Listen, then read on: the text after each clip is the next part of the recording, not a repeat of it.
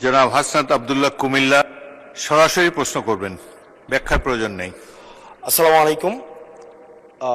যেহেতু শিক্ষা নিয়ে কথা হচ্ছে, আমাদের বর্তমানে মাননীয় স্পিকার, আমরা যদি বর্তমান শিক্ষা ব্যবস্থা দেখি, আমাদের এন্ট্রান্স ইনস্টিটিউশনগুলোতে বিশেষ করে প্রাথমিক শিক্ষায় আমরা দেখছি যে ভর্তি প্রক্রিয়াতে আমাদের এখন দুইটা পদ্ধতি প্রচলিত ছিল। এডমিশন বাই মেরিট আগে প্রচলিত ছিল, এখন সেটা কনভার্ট হয়েছে এডমিশন বাই লটারির মাধ্যমে হচ্ছে এখানে বাচ্চাদেরকে ভর্তি করা হয়। ফলত যেটা হয়েছে, ফিডার ইনস্টিটিউশনগুলোর শিক্ষার মান অনেক কমে গিয়েছে, যার ফলে টার্সিয়ারি এডুকেশনে আমরা হচ্ছে কোয়ালিটি সম্পন্ন ছাত্র আমরা হচ্ছে বিশ্ববিদ্যালয়গুলোতে আমরা পাঠাতে পারি না।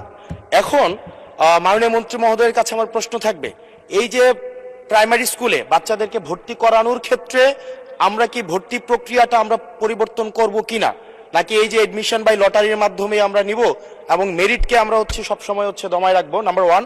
আর নাম্বার টু হচ্ছে, আমাদের বর্তমান শিক্ষা পদ্ধতিতে আমরা যদি দেখি, আমরা যারা পয়সা দিয়ে কিনতে পারে তারা হচ্ছে এখন ইংরেজি মাধ্যমটা কিনছে, যারা পয়সা দিয়ে ইংরেজি মাধ্যম কিনতে পারে না তারাই কেবল আপনি যেই শিক্ষা পদ্ধতি আমাদের জন্য জনজীবনের জন্য আপনি চালু করেছেন সেটা আমরা কিনছি, আর যারা সেটাও কিনতে পারে না তারা হচ্ছে মাদ্রাসা শিক্ষা পদ্ধতি কিনছে।